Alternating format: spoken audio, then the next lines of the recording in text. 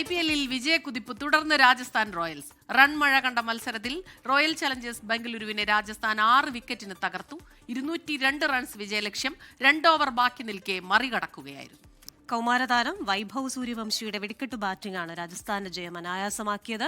26 പന്തിൽ 8 4-ഉം 7 6-ഉം ഉൾപ്പെടെ വൈഭവ് 76 റൺസാണ് അടിച്ചുകൂട്ടിയത്. പുറത്താകാതെ 81 റൺസ് എടുത്ത ധ്രുവ് ജൂറലിന്റെ ഇന്നിംഗ്സും രാജസ്ഥാന്റെ ജയത്തിൽ നിർണായകമായി. വിവരങ്ങളുമായി സ്പോർട്സ് ഡെസ്കിൽ നിന്ന് അനിൽ വാസുദേവ് ചേരും. അതിനു മുമ്പ് നമ്മൾ മറ്റൊരു വാർത്തയിലേക്ക് കൂടെ പോകാം. അതായത് IPL-ന്റെ തന്നെ അനിൽ പറയാനുള്ള വാക്ക്. അതെ, ഇന്ന് 2 മത്സരങ്ങളാണ് നടക്കുക.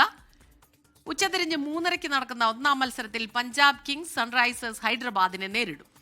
രാത്രി 7:30 നടക്കുന്ന രണ്ടാം മത്സരത്തിൽ ചെന്നൈ സൂപ്പർ കിങ്സിന്റെ എതിരാളികൾ ഡൽഹി ക്യാപിറ്റൽസ് ആണ്. അനിൽ വാസുദേവാണ് സ്പോർട്സ് ഡെസ്കിൽ നിന്ന് വിശദാംശങ്ങളുമായി ചേരുന്നത്. Anil, very good morning. ഇന്നലെ നമ്മളൊരു വെടിക്കെട്ട് ബാറ്റിംഗ് ഒക്കെ കണ്ടു. ഇപ്പോൾ IPL-ൽ ഈ ചുരുങ്ങിയ പന്തുകളിൽ 50 കടക്കുന്ന ആൾക്കാരുടെ എണ്ണം അങ്ങനെ കൂടി വരികയാണ്. ഇന്നിപ്പോൾ വാശിയേറിയ 2 പോരാട്ടങ്ങൾ കൂടി നടക്കാനിരിക്കുകയാണല്ലോ.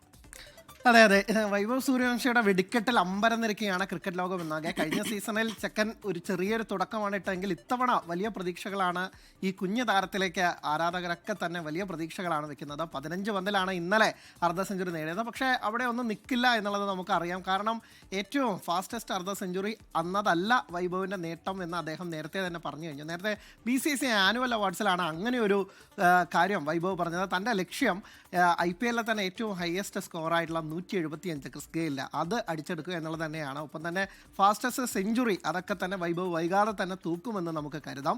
അങ്ങനെ ആ വൈഭവിൻ്റെ വെടിക്കെട്ടിൻ്റെ ആവേശത്തിൽ, രാജസ്ഥാൻ്റെ ജയത്തിൻ്റെ ആവേശത്തിൽ നിന്ന് ഇന്നത്തേക്ക് മത്സരത്തിലേക്ക് വരുമ്പോൾ ഇന്ന് 2 മത്സരങ്ങളാണ് ആരാധകരെ കാത്തിരിക്കുന്നത്. ആദ്യം 3:30 Punjab Kings versus Sunrisers Hyderabad എന്നുള്ളതാണ്. പഞ്ചാബും ഈ ടൂർണമെൻറ്റിൽ ഇതുവരെ തോൽവി അറിഞ്ഞില്ല. 2 മത്സരങ്ങൾ ജയിച്ചപ്പോൾ അവരുടെ ഒരു മത്സരം, കൊൽക്കത്തയ്ക്കെതിരായ മത്സരം മഴ മൂലം ഉപേക്ഷിക്കുകയാണ് ഉണ്ടായത്. പഞ്ചാബും മികച്ച രീതിയിലാണ് കളിക്കുന്നത്. കഴിഞ്ഞ തവണ നഷ്ടപ്പെട്ട കിരീടം ഇത്തവണ ശ്രേയസ് അയ്യരും സംഘവും നേടാമെന്ന് ഉറച്ചു വിശ്വസിക്കുകയാണ്. ഒരു ബാലൻസ് ആണ് ക്യാപ്റ്റൻ്റെ പ്രകടനം നിർണായകമാണ്. അങ്ങനെ ഗംഭീരമായി മുന്നേറുകയാണ്. സൺറൈസേഴ്സ് ഹൈദരാബാദ് ആവട്ടെ അവരുടെ 3 മത്സരങ്ങളിൽ 2 തോറ്റു. ഒന്നിടവിട്ട മത്സരങ്ങളിലൊക്കെ തന്നെ തോറ്റാണ് ഇഷാൻ കിഷൻ്റെ നേതൃത്വത്തിലുള്ള സംഘം എത്തുന്നത്. പക്ഷേ വെടിക്കെട്ട് ബാറ്റർമാരാൽ സമ്പന്നമായ 2 ടീമുകൾ തമ്മിൽ ഏറ്റുമുട്ടുമ്പോൾ ഇന്നും ഒരു ഹൈ സ്കോറിംഗ് ഗെയിം തന്നെയാണ് നമ്മൾ പ്രതീക്ഷിക്കുന്നത്. ഇനി രണ്ടാമത്തെ മത്സരത്തിലേക്ക് വരികയാണെങ്കിൽ അത് ചെന്നൈ സൂപ്പർ കിങ്സിൻ്റെ മത്സരമാണ്. ചെന്നൈ സൂപ്പർ കിങ്സ് അവരുടെ ഹോം ഗ്രൗണ്ടിൽ ഒരിക്കൽ കൂടി ഇറങ്ങുകയാണ്. ഈ സീസണിൽ തുടക്കം അതിമോശമാണ് ചെന്നൈയുടെ. കഴിഞ്ഞ സീസണിൽ എങ്ങനെയാണോ അവസാനിപ്പിച്ചത് അതുപോലെ തന്നെ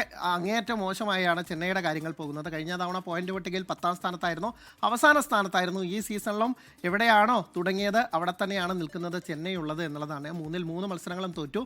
ഇന്ന് ഡൽഹിക്കെതിരെ ജയിക്കാനാവുമോ എന്നുള്ളതാണ്, അവരുടെ ആദ്യ പോയിന്റ് നേടാനാവുമോ എന്നുള്ളതാണ് ചെന്നൈ ആരാധകർ വലിയ പ്രതീക്ഷയോടെ ആഗ്രഹത്തോടെയൊക്കെ തന്നെ കാത്തിരിക്കുന്നത്.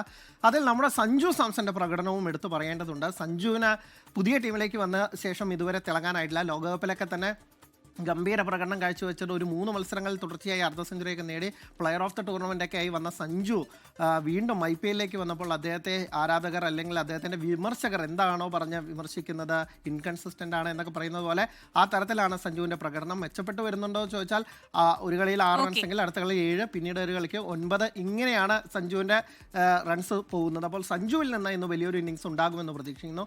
ചെന്നൈ ക്യാമ്പിന് ആശ്വാസമായി ഇന്ന് ഡെവാൾ ബ്രവീസ് ഇന്നത്തെ മത്സരത്തിൽ വരുന്നു എന്നുള്ളത് ചെറിയൊരു ആശ്വാസമാണ്. അപ്പോഴും കാത്തിരിക്കുന്നത് തല MS ധോണിക്ക് വേണ്ടിയാണ്. തല MS ധോണി ഈ മത്സരത്തിൽ കൂടി ഉണ്ടാവില്ല, അടുത്ത മത്സരത്തിൽ കാണാമെന്നാണ് വരുന്ന റിപ്പോർട്ടുകളും അല്ലെങ്കിൽ സൂചിപ്പിക്കുന്ന അവിടെ നിന്ന് ക്യാമ്പിൽ നിന്ന് കിട്ടുന്ന വിവരങ്ങളൊക്കെ തന്നെ. അങ്ങനെ ഇന്നത്തെ രണ്ടാമത്തെ മത്സരവും ഗംഭീരമാകുമെന്ന് പ്രതീക്ഷിക്കാം. ഡൽഹിയെക്കുറിച്ച് കൂടി പറയേണ്ടതുണ്ട്. ഡൽഹി അവരുടെ ആദ്യ 2 മത്സരങ്ങൾ ജയിച്ച ശേഷം കഴിഞ്ഞ മത്സരത്തിൽ 1 റൺസിന് തോറ്റതാണ്. അപ്പോൾ ഇന്ന് 2 മത്സരങ്ങളും ആരാധകർക്ക് ഒരു റൺ ഫീസ്റ്റ് തന്നെ കിട്ടുമെന്ന് പ്രതീക്ഷിക്കാം. ക്രിസ്റ്റീന, സ്മിത.